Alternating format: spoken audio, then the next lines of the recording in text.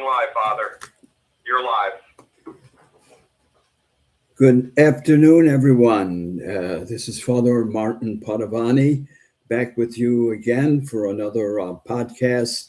And I think we ended off last week with dealing with the understanding and accepting the gift of our emotions.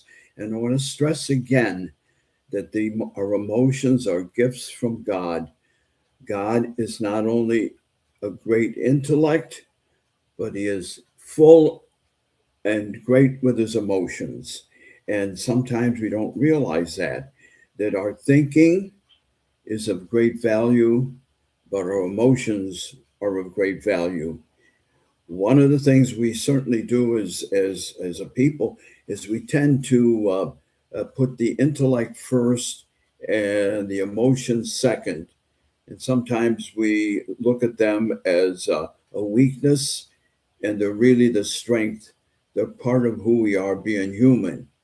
And this is one of the wonderful aspects of Jesus becoming a human person and dwelling with us. He was trying to teach us that our emotions are very important in terms of our personality and relationships, and that we need to be able to understand them, accept them, not be shamed by them, and express them appropriately. The sign of a mature person is that he or she is emotionally mature, meaning they feel comfortable with their feelings, they accept them, they understand them, and they express them appropriately. And so many times people have fear of their emotions, and not only fear, but shame. And they are sometimes just don't handle them too well. It's very important that we know all of our emotions during the day. And if we have trouble with that, I recommend that at the end of the day, go through the day and try to identify the feelings that you had in different situations with people or work or whatever it was, and try to be able to accept them. There are no bad emotions. Our emotions are all good, and they're from God. We need to be able to accept them and express them appropriately, which is emotional maturity. The breakdown of many marriages is that one or both spouse are not fully in touch with all their emotions, or they don't know how to express them, or they have guilt about them, and they push them down under. Our emotions were not made to be buried, they were made to be experienced and also then to be expressed, especially in our relationships. The closer the relationship, the more we can express our feelings. With casual relationship, we may not always do that because we don't really have that kind of a close relationship with the person. But this is a very important area. It's the root of so many problems with ourselves, in our relationship with ourselves, and relationship with others. And very often, as I mentioned in the previous podcast, that a lot of people look very negative on them, or they say emotions are for women. They're for men and women. Jesus was a mature person intellectually and emotionally. And I think this is one of the things that we have to accept, and accept with joy. But we have to learn about them and accept them and learn how to deal with them, express them. So I think a little of what I call the key is to be able, we need to frame them. Sometimes we need to tame them. We need to be able to explain them and not blame them. How often we say, he makes me happy. No, I'm happy because I met him. Or You make me angry. No, I let that person get to me and I'm angry. We need to take responsibility for our feelings. The immaturity in these areas, in close relationships, friendships, and above all, marriage and family, are just sometimes unbelievable. I can deal with a couple that is just, you know, ordinary couple, graduation, college, good job, and few children.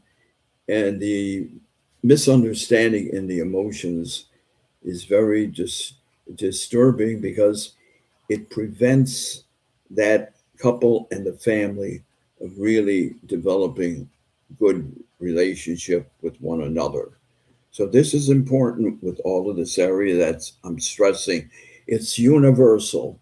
I can have two doctors who I'm seeing in counseling for their marriage, or I can have two people who are just had a high school education and they too have a problem with their emotions. Nowhere in our educational system and even in our religious and spiritual understanding of ourselves, we don't understand that. So I'm hoping here to be able to give you a little bit of a start on that. And if you have a chance to read my two books, which are excellent in this area, can read them and reread them and talk about them. Healing Wounded Emotions and Healing Wounded Relationships.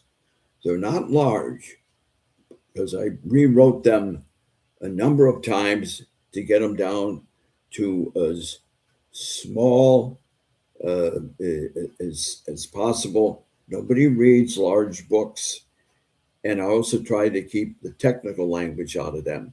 But this is an important area, and our spirituality and our relationship with God and our religion is rooted also in our emotions, and we don't realize that. And sometimes I said, as before, we tend to say, oh, the emotions are for women. No, God gave them to us. They are equal to our intellect, and it's our job to blend them together in an appropriate way.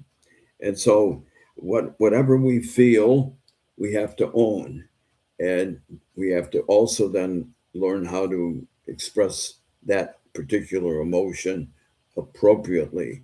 If we overreact and are impatient excessively, we have to be able to realize I'm impatient. I apologize to you for being impatient with you, but I really didn't understand what you were talking about, and you were repeating it so often. I lost it, and I'm sorry for that. Now, that's a mature person. And now, how many times in our relationships, especially in family, we don't take that responsibility for them? So these emotions, again, are treasure chests that we need to understand and realize, accept. Our feelings are not sins. If I feel like I'm in a rage about you, I've got to take care of the rage and get it down to an appropriate way of dealing with the other person and telling them. But it's only when our emotions, where we lose control of them and do harm our relationships, that's what we have to take responsibility for. So I hope you understand that, and I think you'll realize it in the two books that's in there. I interweave that whole aspect of emotions throughout both books, and so let's talk about the fact of emotional maturity is not only being in touch with our feelings, but to be able to express them appropriately. And so we always take responsibility. I feel this, I feel that. That's taking the result. Not you make me, that's pushing putting the responsibility on the other person. If the other person is, insulting me, I can tell them, I feel hurt and disappointed the way you're talking to me. And I would appreciate if you didn't do it. Not you make me, you make me, you make. It's not taking responsibility for the feeling. And therefore, you can't have a good communication on that. So, again, I want to mention, as I mentioned in the other podcast, that I've been a priest for just turned 66 years. I and I've been a psychotherapist for 58 years. And why did I bring this into my priesthood? Because I realized in working with people, and especially hearing their confessions, that I also needed a background in psychology so I could understand their humanness much more. Because the sin can be forgiven, but in many cases, people also need help because the sin is rooted in a lot of problems with myself or my relationship with others. And I should say, my relationship with myself, because the most important relationship we have after God is the relationship we have with ourselves. I have a chapter on that in my second book, and it's a very important area. And then when we can get ourselves in order, we can do better with others. And that's a major hint and clue to improving our relationships with one another.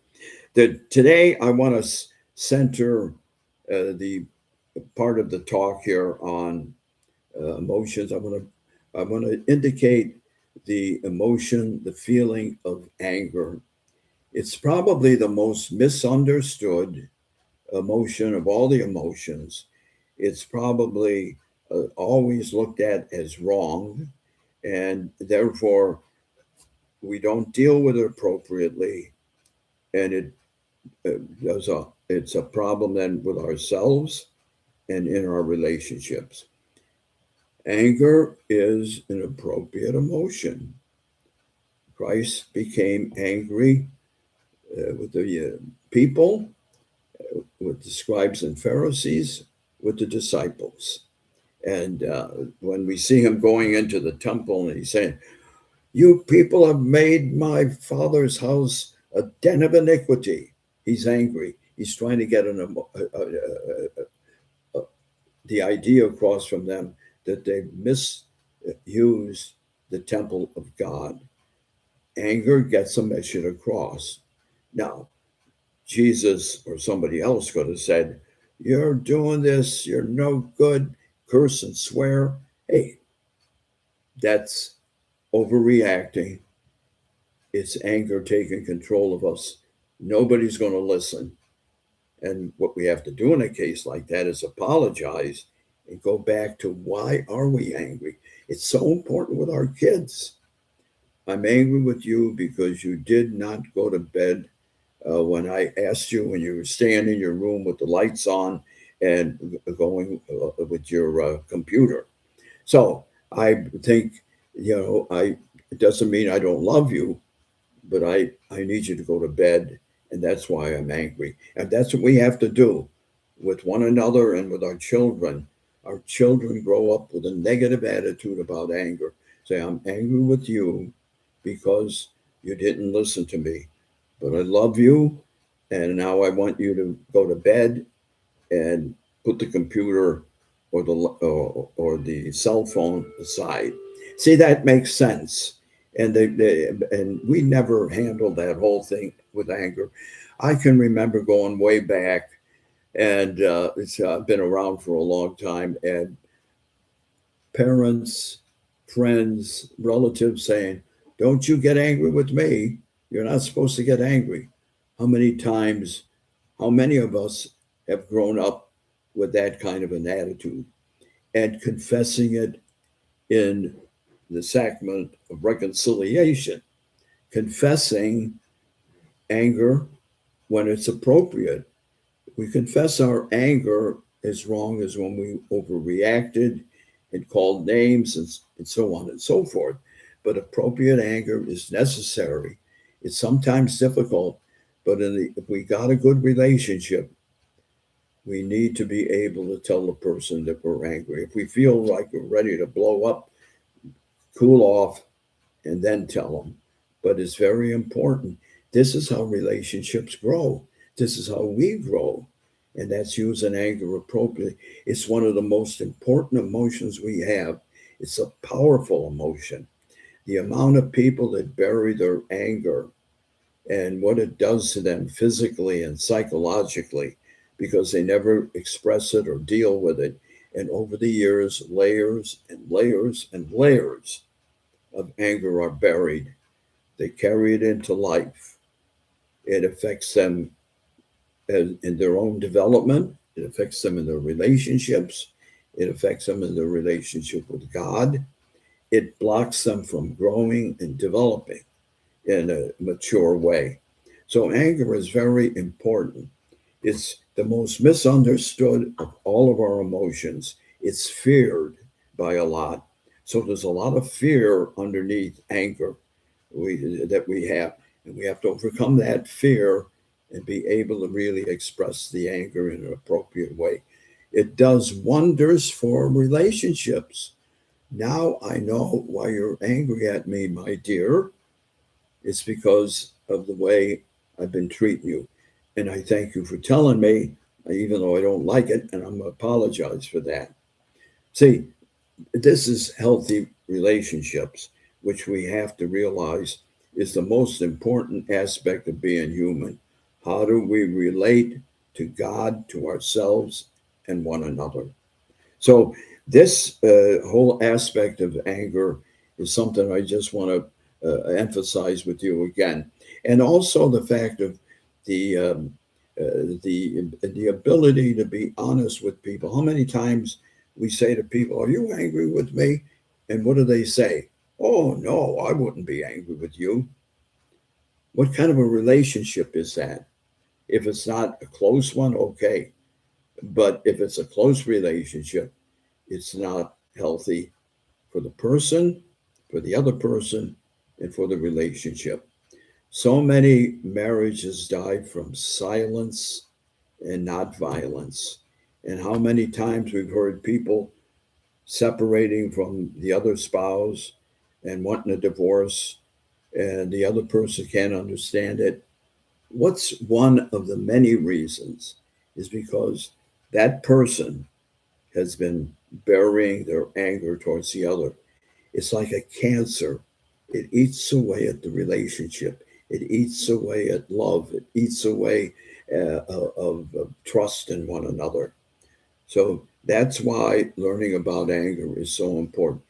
And teaching our children, if you're angry with me, I want you to show it in the right way. I'm not going to. I'm not going to be upset, and I want to know why you're angry, because that's good. And kids, if they fear their anger or they picked up in the family that it's not a healthy emotion, they're going to bury it.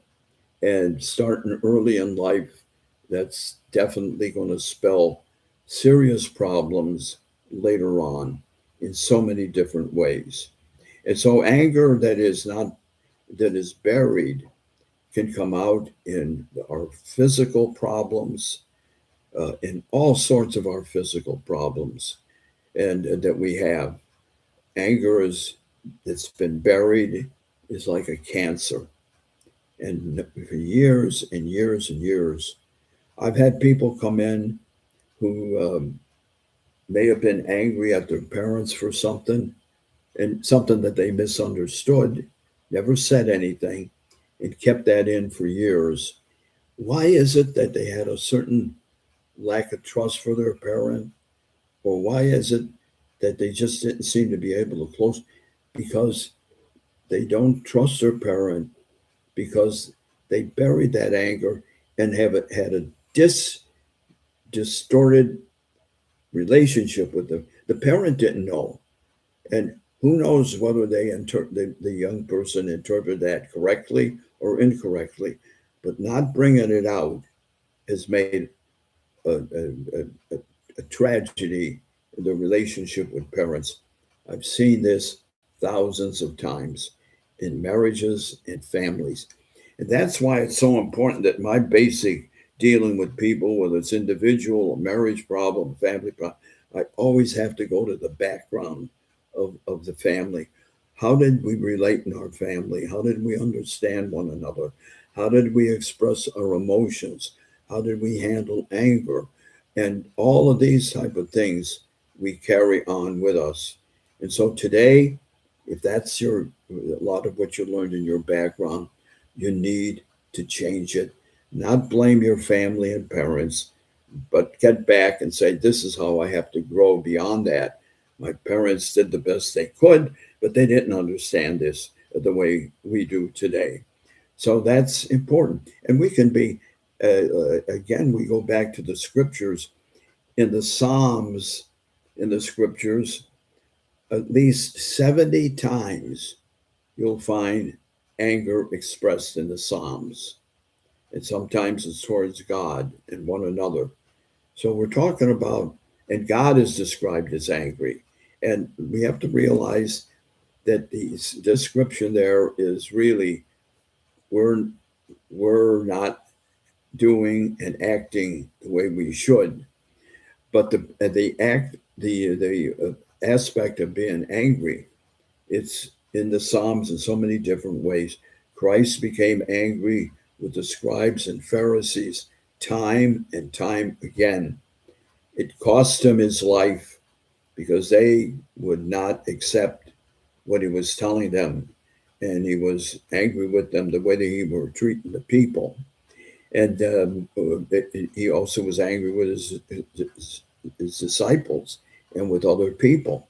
So we have to understand and get comfortable with our angry and not look at it as a sin because I felt angry at somebody, even if it went as far as I'd like to punch the person out or I'd like to kill the person. Okay, that's saying I've been hurt pretty bad and I'm really angry and I have to deal with that before that my own anger and not do something that is foolish and dangerous and harmful to someone else. Sometimes people are so afraid of their anger that they just bury it. And of course, they say in confession so many times, I was angry 20 times. I says, was that just a feeling? Or did you actually become angry in an inappropriate way? You see the difference there? That's one of the reasons I came into psychology, because I wanted to be able to help people understand themselves in terms of sin and understand what they're confessing. Is it a sin or isn't it? And a lot of times it's feelings that we have a trouble with. And we feel negative about ourselves. We feel guilty because we feel angry at our parent or our friend or our husband or one another. No, be rejoice that you can feel it, but understand it. Don't blame it. Understand it and be able to express it in an appropriate way. This is what makes good relationships. More marriages die from silence and not violence. And on that happy note, I'm going to end this podcast at this point. And I will be picking up this same topic of anger in the next session that we have together. God bless you for listening. And again, reading my two books, which you can get from uh, uh, the Stop. How do I back up and recorrect that?